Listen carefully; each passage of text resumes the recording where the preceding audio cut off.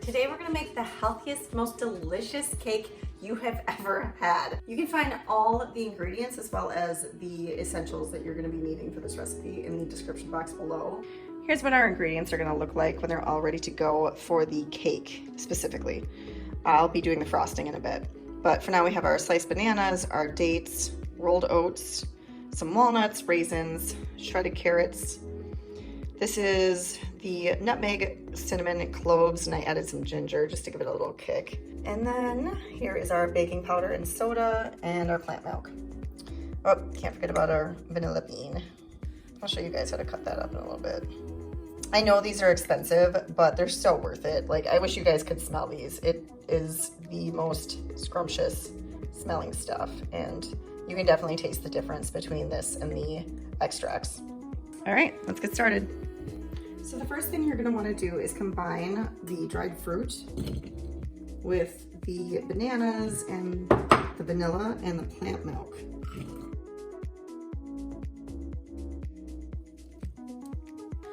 And for the vanilla bean, these are tricky. So you're gonna cut this right down the center.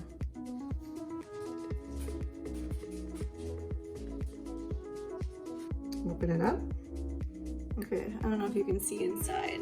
It's almost like a resin. Now we're gonna carefully scrape out this resin from the vanilla bean.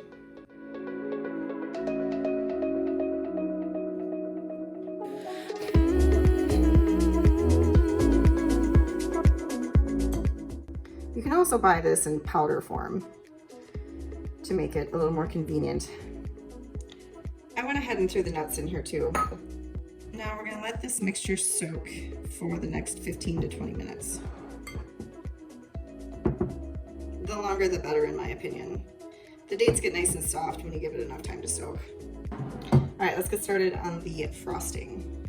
For the vanilla bean frosting, you're gonna want about 5 ounces of dates, a little less than a half cup of cashew butter, or you can use raw cashews at about 3/4 of a cup.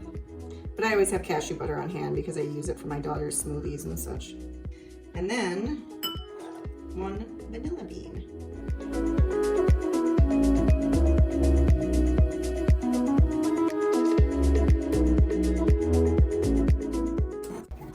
I just want to cover these with water and let it soak for about 45 minutes. So we're gonna set the oven for 350. First, we're gonna add the oats, about 1.5 cups, to our blender.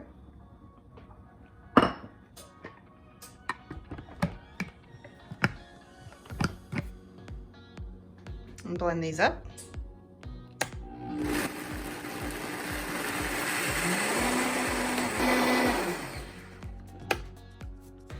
Now we're gonna transfer the oats, or now the oat flour,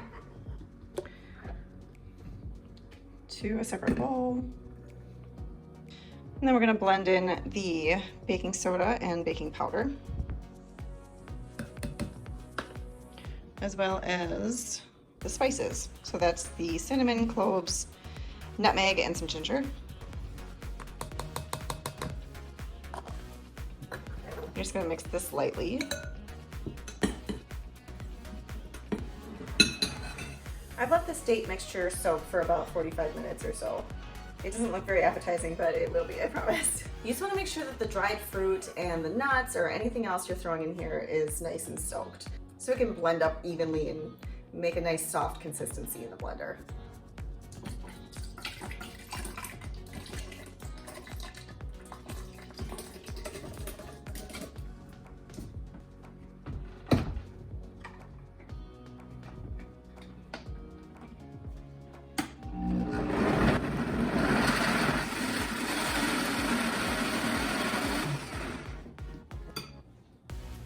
Okay, now we're ready to combine the date mixture with the oats.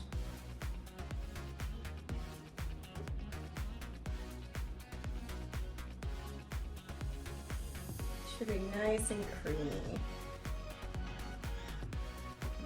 So you're just gonna mix this until it's nicely blended. It should start to form that cake batter consistency.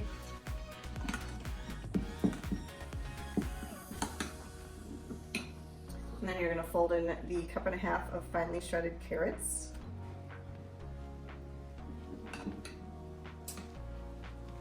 These help keep the cake nice and moist. You would never know there's vegetables in your cake. The sweetness of the dates and the raisins will definitely overpower it. So you can either use a baking dish with parchment paper, or if you have a silicone baking dish, those are really nice too. Since this cake does not have any oil in it, it would stick to the pan had you not used the silicone or the parchment paper.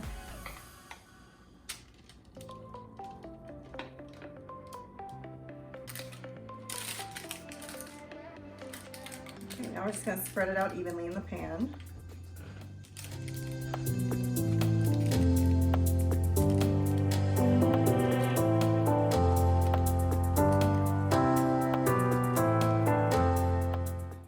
Now we're going to toss this in the oven for about 40 minutes. While that's baking, I'm going to show you guys how to make the vanilla bean frosting. This is by far the best part of this cake. The real vanilla beans make such a huge difference. I cannot emphasize that enough. If you're on a budget, don't feel like you can't use vanilla extract. I just prefer not to have that alcohol and those artificial flavors, but it tastes very delicious either way. Whole vanilla beans are like $7-8 a piece, so I totally get it if you want to substitute. I only splurge once a year for my baby girl because it's gonna be her birthday tomorrow and I want her to have something super special and yummy because we don't make these really high sugar, high calorie dense foods very often. So when we do, I want it to be special. And I don't mean sugar as in like the super highly concentrated beet sugar or cane sugar or anything like that. I mean natural sugar that comes from dried fruit like the dates and the raisins. All right, let's make this frosting. Okay, so the date mixture that we prepared earlier is nice and soft. It's been about 45 minutes. So I'm just gonna transfer this to the blender and get it nice and smooth.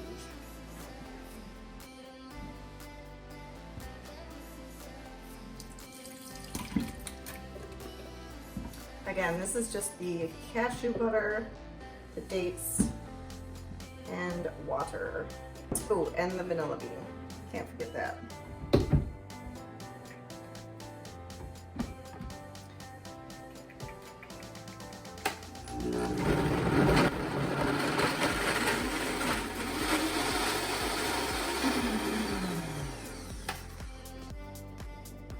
Okay, I'm just gonna move it around a little bit. Get those air bubbles out. Smells like vanilla bean.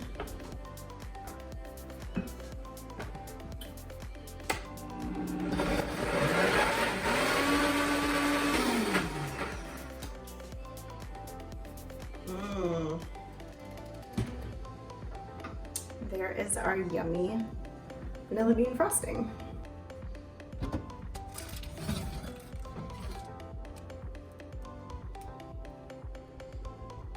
It smells delicious. Okay, I'm just gonna see if it's done. And it's perfect. Okay, so we're gonna let this cool for about 10 minutes before we put on the frosting.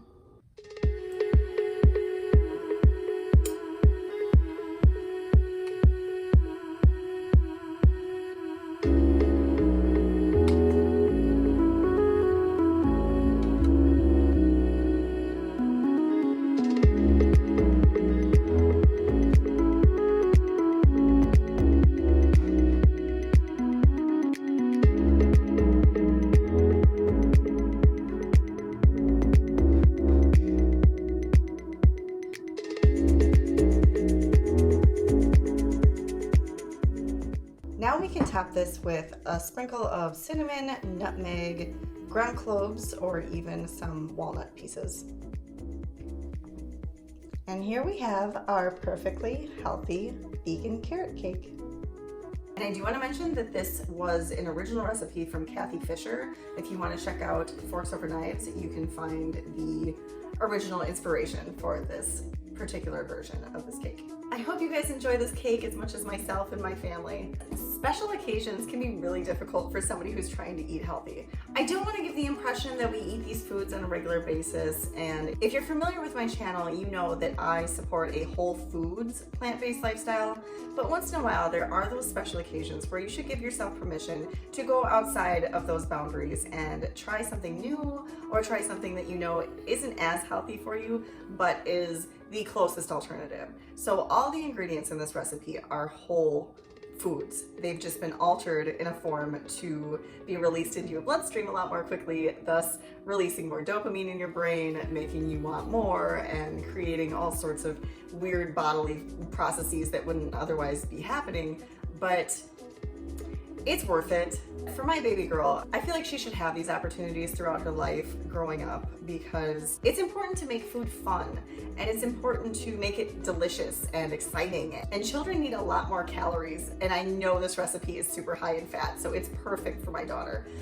I have a really hard time refraining from eating the whole cake, so I will likely not eat any, or I'll try to give as much away as possible, and then I'll eat whatever's left over. But I have a ridiculous sweet tooth that is never satiated when I'm in an environment where there's sweets around. But on a day-to-day basis, I would definitely prefer those whole natural foods. The great thing about this cake is that there's so much fiber in it that it actually slows that release of insulin. When this food enters your bloodstream, the glucose will be distributed much more evenly at a slower rate. So it won't cause such a high spike in the insulin production as it would had there been, really highly refined flours and oils and sugars.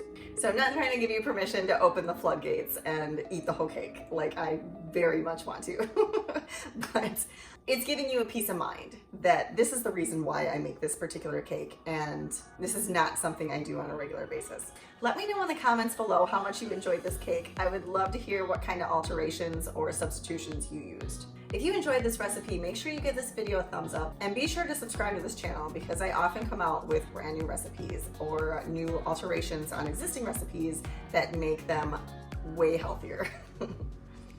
Thanks for watching, guys. I'll see you next time.